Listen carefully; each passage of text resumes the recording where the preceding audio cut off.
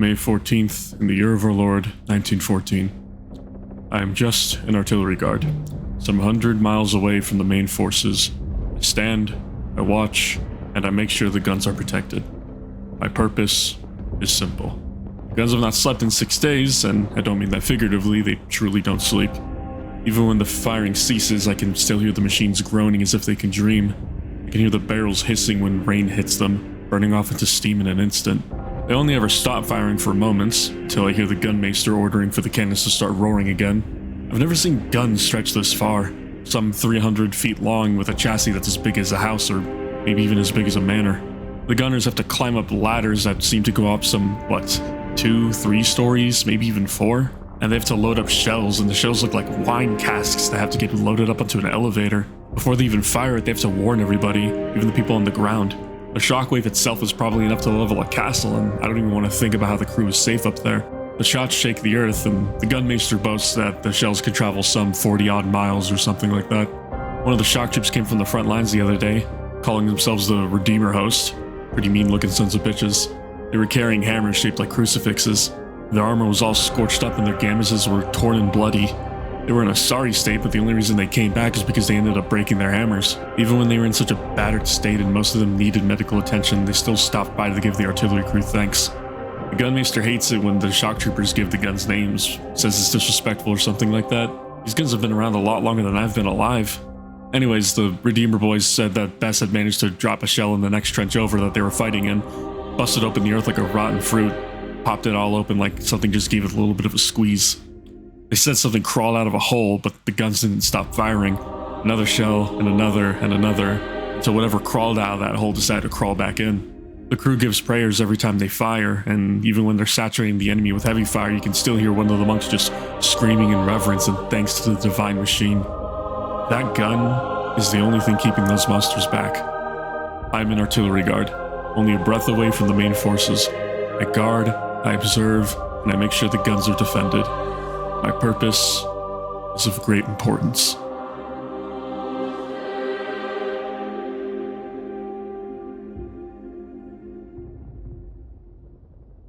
Before I truly start this video, I just wanted to say this. Yes, there is some stuff, heavy quotation stuff, going on with Trench Crusade at the moment, but that's going to be addressed at the end of the video. I feel it's important to actually address it since I plan on having Trench Crusade be a big part of this channel. Alright, time to talk about some religious warfare. Last Stands are pretty much the peak of warfare in terms of fiction and also just real life. The samurai at Shirayama during the Meiji Restoration, the Attack of the Dead Men, where dying Russian soldiers charged Germans through mustard gas, and obviously we're all thinking of it, the 189 Swiss Guard who gave their lives to protect the Pope during the sack of Rome in 1527. And don't worry, these ballers are still out there beating ass, and it's gonna be fun talking about them.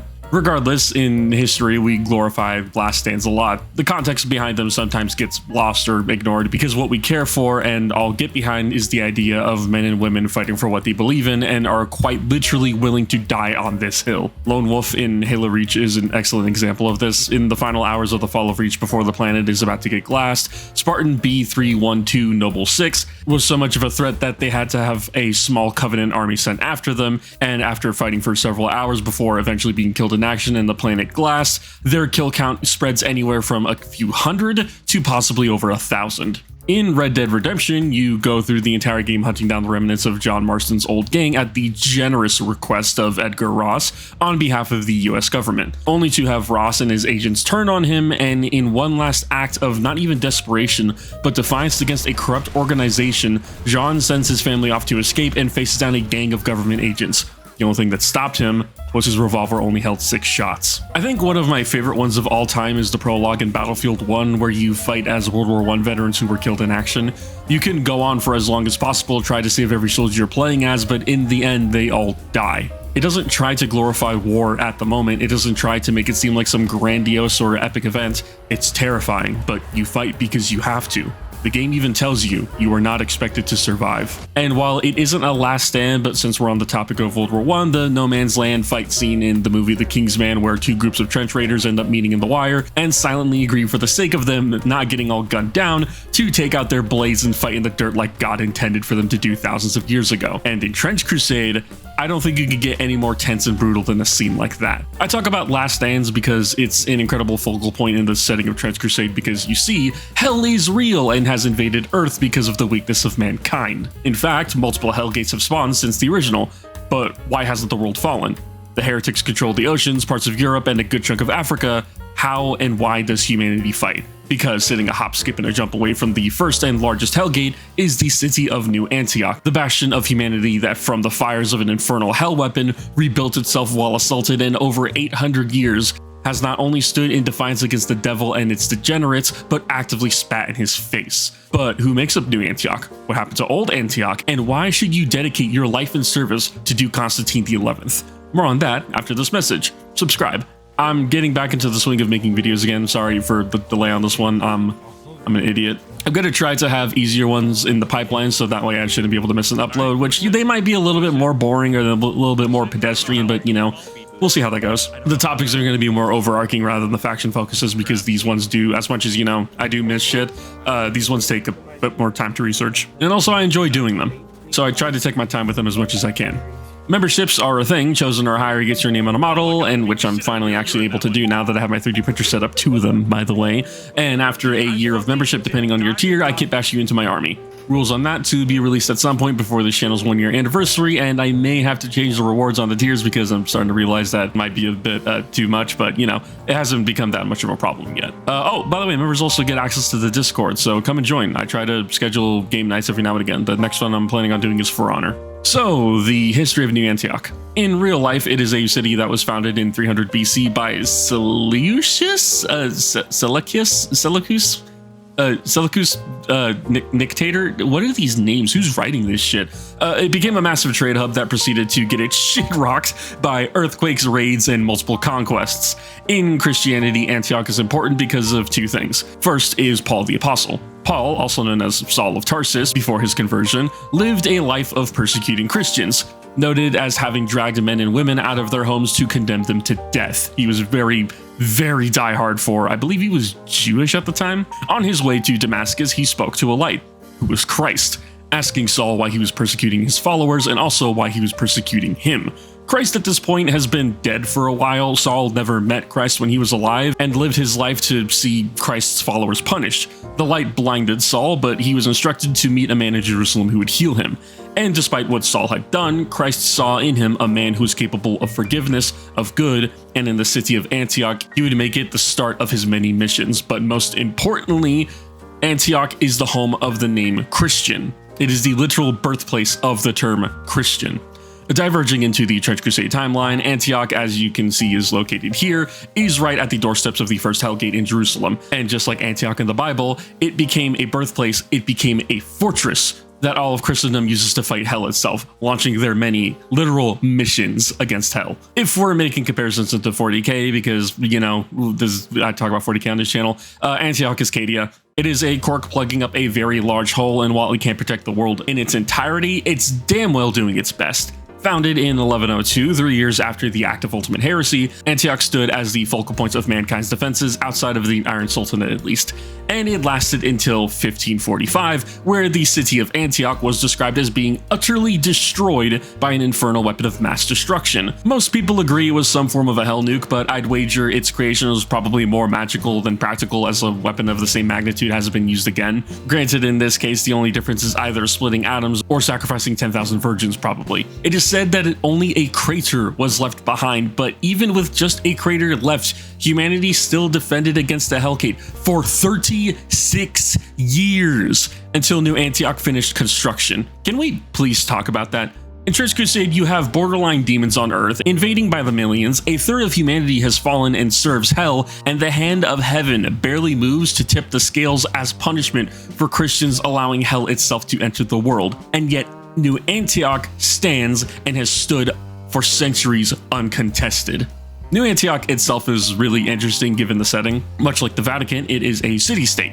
It's not necessarily a country, but it counts as a country on its own. So who leads New Antioch? The Duke of New Antioch, of course, in current Trench Crusade, is the Duke Constantine XI, who, to my understanding, is a pretty upstanding guy with a very stressful job, but we'll talk about him more because his lore is kind of important for a specific unit. But the interesting thing about the forces of Christendom that we will be getting to shortly is that pretty much every civilized part of the world has forces who pay a tithe to New Antioch. After all, if New Antioch falls, the rest of the world will have to shoulder the entire war more than they already are. But regardless of who you are, who you serve, you always have the option to dedicate yourself to New Antioch and in turn pledge your loyalty to the Duke Constantine. Much like 40k, the lands of Christendom pay a tithe to New Antioch, and why is that? Well, obviously because the entirety of the world relies on New Antioch standing in the way so that way the rest of the world doesn't get invaded by the forces of hell. They already own the oceans, so it's already pretty bad. Imagine if it was even worse with just entire armies marching across land. This means that New Antioch has a metric shit ton of resources, and because this is alternate history, you have to remember a few things.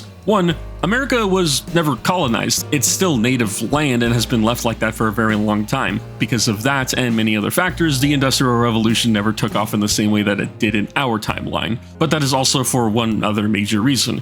We'll talk about the units of New Antioch soon, but have you noticed a theme about Trench Crusade that makes it fun?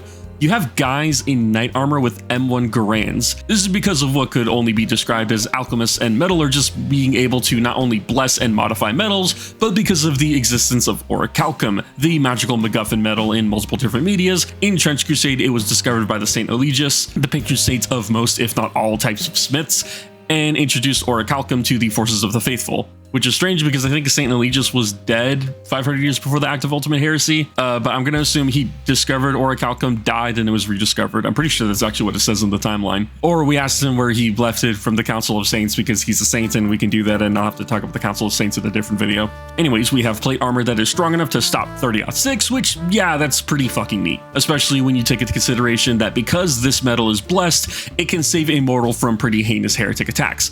I don't think it's immune to goetic magic, as a matter of fact, I know it's not immune to goetic magic because, you know, the game, but it at least gives the average soldier a very good chance of surviving against actual heretic weaponry. But your average soldier isn't wearing orichalcum. The metal that they have is still tough, but if Yogg-Sothoth over here waves his fingers around and makes your jiggly bits inside out, that's gonna happen. Consent is not a thing in hell. But you join New Antioch because if you're from, say, Ire, you're basically fighting with sticks and mushrooms. You get upgraded to have a BAR if you just decide to fight somewhere else, and sure, it's pretty much life in service, but when most of the world is being harassed by the heretic navy, who have fucking submarines, then yeah, you're probably content with taking the fight to the enemy themselves rather than your home being attacked.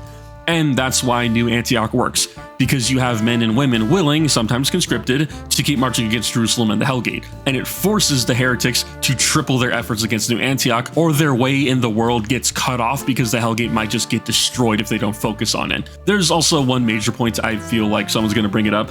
If the heretics control most of the oceans and Gibraltar, as I believe they ended up winning in some sort of a battle, then why do they keep fighting New Antioch? Well, like I said, there's an unending tide of conscripts and veterans that are constantly attacking Jerusalem, but there's also one other reason: pride. Hell failed to take New Antioch. Even when it was just a crater, humanity rebuilt the entire thing in their face, and it's even bigger and better than ever. For most people, the Greeks mostly, they'd consider this hubris. For a demon, they consider this an insult. Even after their biggest attack, it wasn't enough, and this had gone from a strategic effort into something personal. Whoever created the Hell Nuke was probably reeling in anger from watching their greatest weapon not do a damn thing, before probably being taken out back and getting their flesh flayed off their gooch because this is hell and the only people who get punished are the people who tried. New Antioch is described very interestingly. It's an industrious city and it's probably the biggest industrial zone in all of the Faithful Lands. Actually, yeah, even including the Iron Sultanate, I believe. There's no measurement for how big New Antioch is, but honestly, from how it's described and represented in art, it seems to be pretty damn massive. According to this excerpt that I found, which I can't recall what lore drop it's from because the Trench Crusade lore section is a mess. Go look at it. Book 2 is just missing. To quote, New Antioch's famed walls were completed. It is armed with 77 great towers, housed with anchorites and shrines of the devout who garrison them day and night, ever vigilant for the invader. Even to this day, those walls have never been breached, having survived 8 sieges by enemy forces. 77, by the way, is an interesting number in the Bible because of Cain, the first murderer. God, as part of the punishment so that Cain walks the earth forever and everything that dies around him, I believe, unless I'm getting confused with SCP Foundation, I might be. Regardless, Cain was given a mark. Any harm done to him would be dealt back 7-fold, so that way Cain could never be killed. Lamech, I'm pretty sure I'm saying that correctly, Lamech, a descendant of Cain, also claimed that if his ancestor would be avenged 7-fold, then he would be avenged 77-fold. And yes, I'm pretty sure this is where the band Avenged Sevenfold got the name from.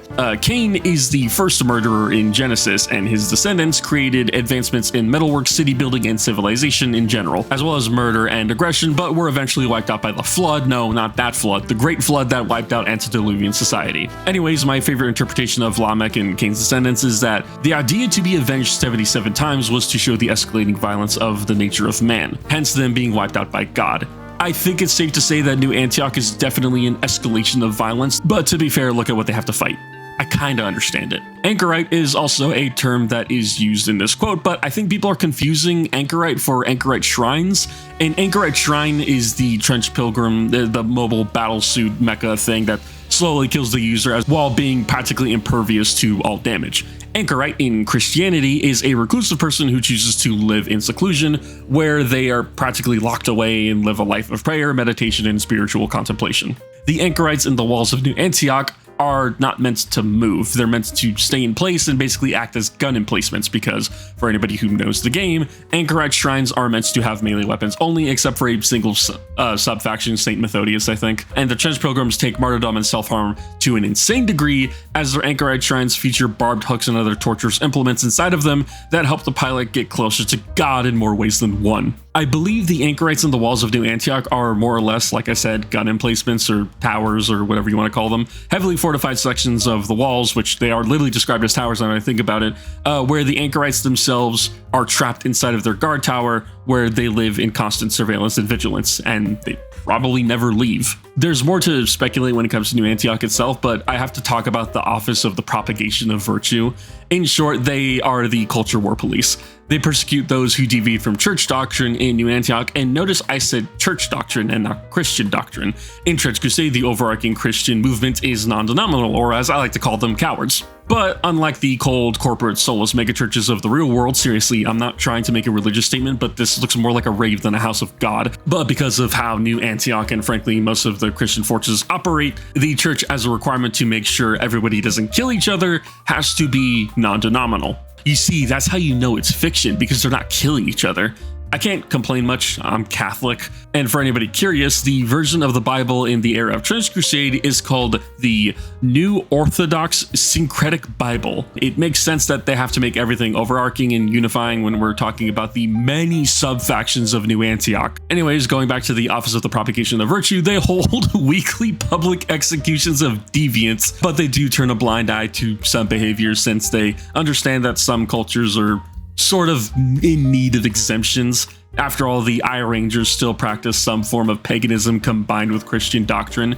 In a strange twist of fate, the church in Church Crusade is actually very tolerant of other cultures. And understand, I'm talking about older Christianity, not current day Christianity. Older Christianity fucking hated a lot of people. That's the lore of New Antioch down, so why don't we talk about the units? The humble yeoman is the first on the chopping block, and usually is the first on the chopping block in game, actually. Yeoman pretty much means free person, sometimes a farmer or some sort of a landowner. It's probably referring to the fact that a yeoman is a free man who joins New Antioch and is given arms, armor, and to defend the land or something like that. Yeoman is another way of also calling somebody a hard worker, and boy is that fucking accurate. Given typically basic equipment, their entire point is that they're meant to be numbers, not elite soldiers. That being said, in game, a yeoman has the chance to kill anything, as seen when one of mine managed to snipe a witchbirder general because my opponent decided not to be in cover. In a world of magic, monsters, and man, 308 is the greatest equalizer. Yeomen are really cheap in-game, and even given a bolt-action rifle as part of their cost, you can easily spam them, but the game does have rules against spamming units. There's like a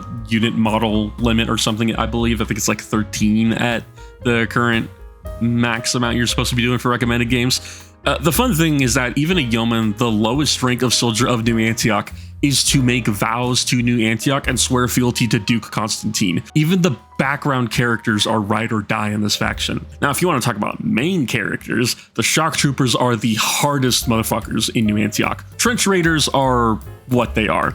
Soldiers who are tasked with storming defensive positions, disrupting the enemy usually by killing them, and holding ground so that the main force can come to assist and take that section of trench. That being said, traditional trench raiders did do this during the cover of night. Shock troopers do this in the middle of the day, in the middle of a battle. Experienced with firearms plenty, that's not what shock troopers master in. They are knights who storm trenches like Crusaders did the gates of Jerusalem nearly 1,000 years ago. It wouldn't be a stretch to say that seeing a man in full plate armor charging a trench line, hip firing a Tommy gun before switching to his real primary, a goddamn claymore, and playing for honor in the trenches. Don Maglas. They actually have a great rule in game, two of them actually. One is that when they roll for a charge, they roll an extra dice and you're able to take the highest, and they also receive 0 penalties for running around with a heavy melee weapon, meaning yes, you can actually don your glass and rock people's shit with a greatsword. I'm partial to putting giant hammers on them because it's funnier to bludgeon a man to death, and honestly having +1 to your injury modifier is sometimes better than having +1 injury dice. I need to rapid fire through the rest of the units because they're kind of basic even though they're really fun. Combat engineers are 2 people who got bored of setting things on fire and wanted to see them explode instead. Through their experimentation during their childhood, they didn't lose enough fingers to dissuade them, and now ask the only question that needs answering.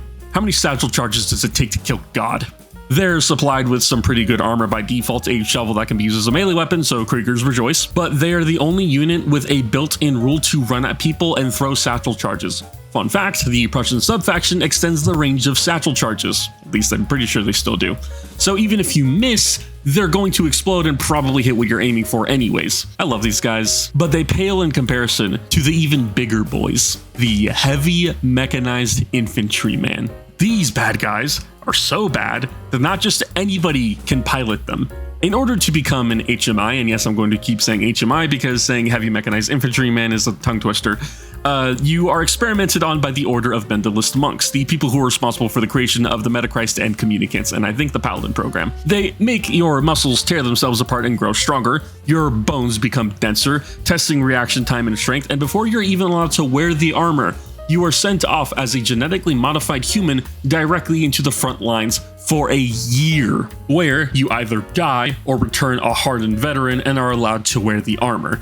Your original name is discarded as you take on the name of the first soldier to ever wear the armor that you now wear, akin to the tradition of popes renaming themselves to exemplify the duty and honor that the armor embodies. These guys are Space Marines, and that isn't to downplay how hardy these guys are. Their heretic equivalent is the Anointed, who are bad men. And I don't mean that as in like they're bad motherfuckers. I mean that like scum of the earth who managed to walk past the Hellgate, walk alongside the Lake of Fire, where souls of the damned burn for all of eternity, and just walk back out. Cheating by using steroids, and HMI is able to wield heavy weapons with one hand and use weapons that would normally be impossible to wield like anti-tank rifles. But the best part is that in-game, these guys have the tough keyword, meaning if they were to die for the first time, they just shrug it off and keep going. And that's also a benefit of the armor I believe that they're able to wear as well. It goes to show off how the alchemical processes used to create them have made them superhuman, but my favorite thing about them in the lore is that when a bearer of the armor dies, their original name is printed onto a copper plate and stored in a chapel. And Duke Constantine is said to sneak out of his estates on All Souls Day, where he goes to a church and reads the names of all of the heavy mechanized infantrymen who died fighting for him. To be a heavy mechanized infantryman is not just to be the best of the best, it is to be a goddamn legend. Combat medics are pretty funny. Honestly, their role in game feels kind of a waste because the expedition forces of Abyssinia kind of just do what they do but better, but I think they also make their combat medics better, but that's besides the point. The best part about them is that they have a modified Hippocratic Oath due to the war. You know, the do no harm thing bullshit that only exists because of like tradition, or as I like to call it, peer pressure from dead people. Anyways, their oath is modified so that way they're able to put faithful soldiers out of their misery when they deem it necessary, which means that they can deem any reason necessary. But the best part is that their misericordias, which I'm pretty sure I'm pronouncing that right, kills things easier when the enemy is on its ass because it's like operating on somebody, but they also get a bonus on anything that has based on human anatomy because they studied it. but this also means that they don't get a bonus when stabbing demonic creatures or otherwise, because a knife is a knife, but Oxford did not prepare these ladies for whatever the fuck that is. Lastly, and no, I'm not going to be talking about the lieutenant or the trench clerics because actually, no, let's rapid fire through them really quick. They're not really that interesting. Lieutenants are high-ranking officers given the best gear and lead contingents of men and women. The positions are normally earned through merit or nepotism, if that really can help at times. And trench clerics are what they sound like, clerics in the trenches. But it should be noted that while also being bastions of faith in war, they are sometimes literally able to smite people. Because why not? Also, if you play Iron Rangers, their trench cleric can force the enemies to go down and slither on their bellies like a snake. I can hear Manny screaming away serpents at me. It's burned into my brain. But the sniper priest, oh my god, these guys are insane. Firstly, I talked about them in the first video a little bit, but these guys are known for ritualistically gouging their eyes out to show their devotion to God, that the big man upstairs will aim their rifle for them. The man only needs to pull the trigger. There is also an official model where there is a sniper priest with a fucking Lewis gun. It's so funny because you could actually do this in game, and this was done to me by one of my friends. It kind of hurts. In game, they can take the aim action where they aim, and you get bonus dice for shooting. I don't know how they're aiming. I think they're supposed to be praying or something. You're basically guaranteed to hit, especially if you're running with a sniper rifle. After you aim, you have like a 7 dice you roll to be able to hit, and you're just fishing for crits at that point. But one of the funniest builds, and I hate that the dev team changed this because of how they changed melee with pistols, is that you could have a sniper priest dual-wielding automatic pistols and just shred people in melee, making you a danger at all stages of the game, at range and in melee. And you're literally just doing John Wick shit with a dude who can't see. That's all the units in the game, and I'm not going to be talking about the mercenaries because I feel like they belong in other places, but all that remains with the sub-factions, and my god, New Antioch is so spoiled. I'm so glad I played them. You have the Prussians, Germans with anti-tank greatswords, and yes, I know Prussians aren't actually just Germans, but, you know, they might as well be in a modern context. I was not a big Prussian guy when it came to history. They're Germans with anti-tank greatswords that pretty much act more like explosive reactive armor than it does a lightsaber. They also love spamming grenades, and their shock troopers are pretty deadly. Iron Rangers, who are berserker Irish commandos. Very little armor, and like I said, away serpents. It's pretty funny.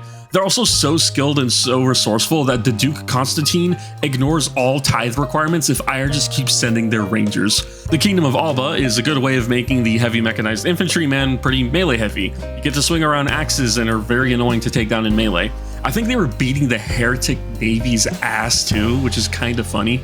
You just got a bunch of Scottish dudes just cussing out just heretical naval soldiers. It's like that scene in Samurai Jack. The forces of Abyssinia, African warriors who are leading a guerrilla war against the demon Mammon, the Prince of Greed, and are most likely guarding the Ark of the Covenant. I believe there is a little bit of a story about them now. I think written by Graham McNeil. I could be wrong. It's a very recent thing. I think it's about how like North Africa got or is in the process of being freed from Mammon, because like I said, I'm pretty sure he's looking for the Ark of the Covenant, which fun fact, supposedly is in modern day Ethiopia. I don't know if I believe that though. The last of the official sub-factions is the Papal States Intervention Force. Do not tell me that name does not go hard. Do you like Sabaton? Do you like the Swiss Guard? Do you like the Pope? Well, then these guys are for you. Aside from being able to actually assign Swiss Guard in your army, you have a very unique problem of having little to no money for building your army, but you get more glory, a currency that is meant to purchase mercenaries and esoteric items. You are able to build tall, not wide, and you pretty much end up running an army of heroes. And speaking of running an army of heroes, the Red Brigade, their official models, they were a collaboration with Westphalia, and I do implore you to check out third-party sculptors, especially when we're going to be talking about stuff towards the end. My understanding is that the Red Brigade is formed from veteran soldiers who suffered great losses, are then sent on suicide missions to either come home glorious or die forgotten. They have a unique rule where some of them start off the game injured, but they also get a communicant just as a model in their lineup, which is pretty neat. You can also make a gunslinger guaranteed rather than having to roll for it in campaign or in one-off battles. Also, salad helmets, which I end up calling them Soleil helmets, but I know that's not the correct pronunciation. I am sexually attracted to salad helmets. Look at these things. They're beautiful. So why play New Antioch? They have a fire team system. You're able to activate 2 models at once in one turn, and the best part about the fire teams is Bloodbath. In Trench Crusade, there is no health system. You make an enemy wounded, and it acts as a currency. You can spend the blood tokens on an enemy model to make their rolls worse, or when you attack them, make your injury roll much more deadly. But if a model has 6 blood tokens, Instead of taking the 2 highest dice when rolling for an injury on them, you take the 3 highest. But fire teams are able to cause bloodbaths on just 3 blood tokens, not 6. It helps an otherwise weak army with not a lot of interesting weapons being able to take down even the most deadliest of threats. For beginners, I would say stick to standard New Antioch, but I also wouldn't say play New Antioch. They're kind of a complicated faction to play at times because you feel weak at the start. But I would say if you're really keen on it, play just normal New Antioch and then figure out what models you like and find a sub-faction that techs into them. They're technical. I think Heretic Legions are easier to play because you can get like 3 tough models, which really helps in your list. Also, if you don't utilize fire teams correctly, you will just get flattened. You will just get your shit rocked. Now, because we're done talking about New Antioch, I think it's time to talk about what most people want to hear, which is the Trench Crusade drama. It's stupid. I think this is the dumbest thing ever. I don't glaze this game. If you've been in my live streams, you know that I'm not a fan of Factory Fortress, the parent company of the game. A certain content creator, if you know, made 2 videos pointing out the failings of Factory Fortress. From the Kickstarter, which wasn't the best, the 1.0 rules, which were mediocre, and to actual complaints, which I will say are completely valid after listening to over an hour of content. Poorly prepared STLs as well as DMCAs, and by extension the community license. I'm going to keep this as simple as I can for everybody. The fault of the STL files is that a good amount of them are poorly supported and a few of them have resin traps. Resin that gets stuck in the model and goes uncured, which will eventually explode due to the expanding gases of fumes. Oh god, the models are gonna explode.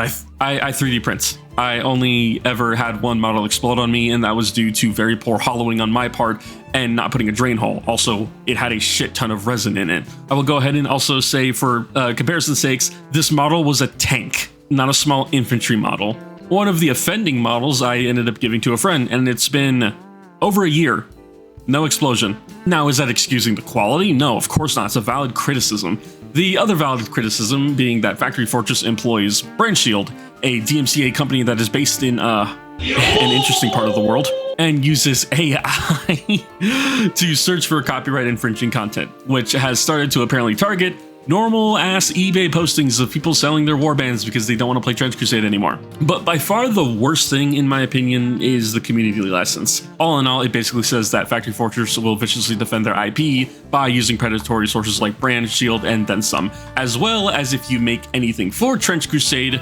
Actually, let me go ahead and just read this because there's members of the community who talked about this and they couldn't be fucked to literally read this, but sure, let me just go ahead and you agree that we may use, copy, modify, distribute, and make derivative works of your project on a royalty-free, non-exclusive, irrevocable, transferable, sub-licensable, worldwide basis for any purposes without having to credit you, pay you anything, or obtain your approval. Now, they explicitly state that this does not mean that Factory Fortress claims ownership over what you make. However, the immediate clause following are, do not disparage us, which, to my understanding, is a looser term for the legal use of defamation, as disparaging can sometimes be considered making remarks that undermine the goodwill of the entity, which is incredibly vague. Obviously, don't go around hating on people and making death threats or doxing people, Helldivers community, but I feel that this clause could have been replaced with don't harass the brand or the company, if we're going to leave things vague.